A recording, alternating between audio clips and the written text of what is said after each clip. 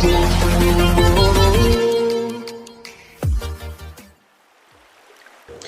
श्री कृष्णा, राधे राधे। आप सभी को व्यासपीठ की तरफ से जन्माष्टमी की हार्दिक शुभकामनाएं।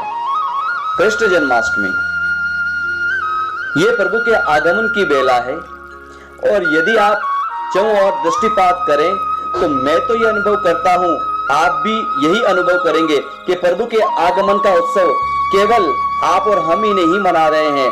प्रभु के आगमन की बेला, प्रभु के आगमन का उत्सव समग्र अस्तित्व मना रहा है। जहां तक दृष्टि जाती है वहां सब कुछ हरा भरा, पुष्पित, पल्लवित, सुपल्लवित, आनंदित और किसी नवीन अंकुर के फूटने की बेला होती है। ये पड़ा हुआ बीज इस समय अंकुरित होता है, प्रकृति इस समय हर्षित होती है, प्रकृति इस समय आनंदित होती है। हमारे यहाँ रसिक संत कहते हैं, सावन प्रेम संपदा लायो, प्रेम की संपत्ति ये ऋतु लेकर आती है। हरित भरित फल फूल विपिन रंग, मरुण मंगल गायो। चारों ओर पपीहा, मोर आदि की ध्वनि वहां पर दूर दूर तक सुनाई देती है और भाव की अगर नेत्रों से आप देखने का प्रयास करें तो ऐसा लगता है कि ये प्रकृति स्वयं मालिनी बन करके द्वार द्वार बंधनमाल सजाती है, क्योंकि ये प्रभु के आगमन की बेला है और आप ऋतु के परिणाम के प्रभाव से अच्छी तरह से परिचित भी है। नेक सा सूर्य तपता है तो तन मन प्राण वहां पर कहते हैं कि तपने लग जाते हैं, तृष्णा से वहां पर सारा शरीर कटने लग जाता है। शरद की ऋतु आते ही वहां पर शीतलता तन मन को आनंदित करने लग जाती है। ऋतु का प्रभाव सभी ने माना है। ये काल, ये ऋतु हर समय इसीलिए विशेष है क्योंकि ये भाव के अंकुरण की बेला है, वो भाव जो आनंद कंद को आनंदित करता है।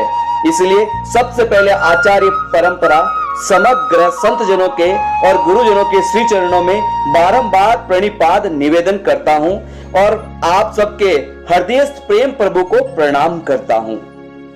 श्री भागवत और श्री भगवान की कृपा आपको सुंदर समय ये और भगवान के बड़ी ही कृपा से ये सुंदर समय आपको और मुझे ये प्राप्त हुआ है।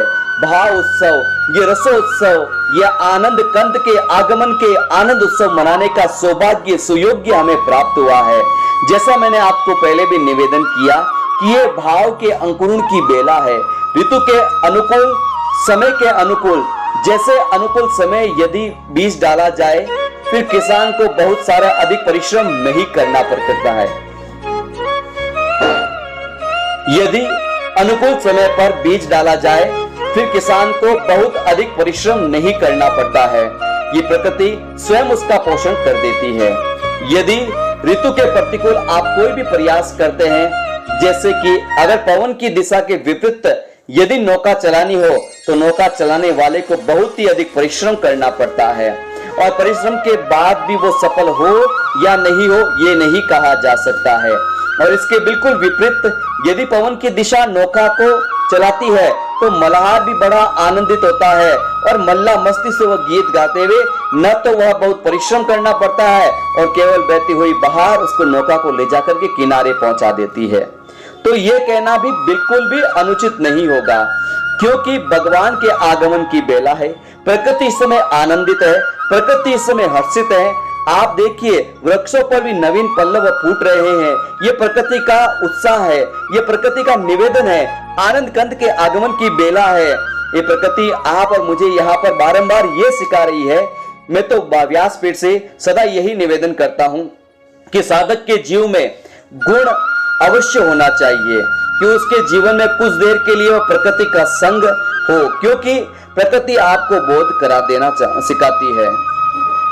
मैं तो व्यासपीठ से सदैव आपको निवेदन करता हूं कि साधक के जीवन में गुण ये अवश्य होना चाहिए। उसके जीवन में कुछ देर के लिए प्रकृति का संग होना चाहिए, क्योंकि ये प्रकृति आपको बोध करा देना सिखाती है। ये प्रकृति आपके अंतर मन को सुसज्जित करती है। ये प्रकृति आपको बोध कराना सिखाती है। ये प्रकृति आपके अंतर मन को सुसज्जित करना सिखाती है। जन्माष्टमी